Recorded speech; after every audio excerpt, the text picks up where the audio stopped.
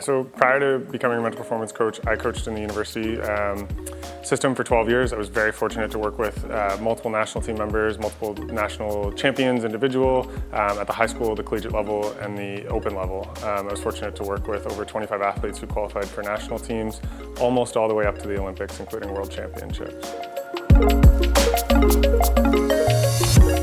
Yeah, so for a while I'd been really doing mental performance coaching and helping athletes in a small capacity. And when I started looking at, okay, how can I do this more? How can I help more athletes? I saw that CEP really had this system in place, and they were athlete-centered, and they were really looking at focusing on changing the game for what mental performance actually meant for athletes, and not just looking at how do we survive this moment, but how do we thrive overall as an athlete? And that really spoke to me from the gaps that I saw in my coaching across the leagues and the systems I worked in, is that nobody was doing that. And I thought that was so exciting, and the ability to have a team and work with people and have this access to great leadership and resources that we can change athletes' lives was the most appealing thing possible, and I feel like it was the best decision I've made in my career.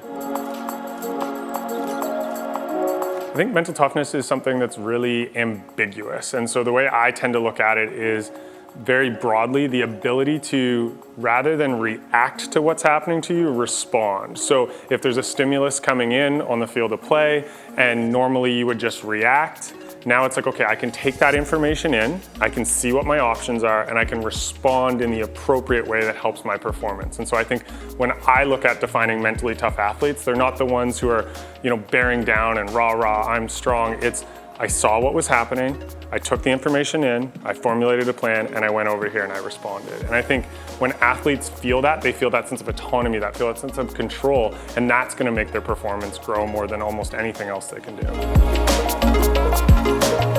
My approach as a mental performance coach is very similar to what my coaching was. So everything is athlete-centered and expert-informed, right? So I tend to be the expert in this equation for athletes in terms of their mental performance, but everything's about them. Where are you at right now? How are you showing up today? Where are you at in your season? How do we need to work at? And then I come in with information and help lead, but I really like to lead from a place of giving them power, giving them autonomy, giving them control over their processes while bolstering them up so they get the boost they need. And so I find when we do that with athletes, we get to see them take ownership of their performance, take ownership of the tools that they have, rather than having this scripted ideology of what I should be.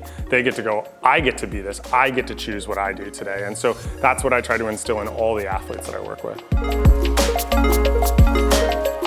The favorite part is just seeing athletes, getting to meet them in person in their tournaments, or getting to meet in a session after a big tournament, after a big game, after a big match, and seeing the smile on their face that they were striving for goals and they were able to hit them, and that they're so excited, and you get to see them fall back in love with the sport, because a lot of athletes who come to us are borderline falling out of love with sport because of some of the complexities, and you get to see that sparkle and that joy and that ability for them to go, I love my sport again, right? And I think for me that's better than any championship, individual medal or whatever. It's I love this sport, and being able to see kids and teens and pros all just be able to stay in it as long as possible, because we know what sport does for everybody, right? And so being able to see that is just so rewarding, to know that the work I'm doing is potentially elongating this athlete's time in the sport even after they stop working with me, and just knowing how meaningful that is for athletes.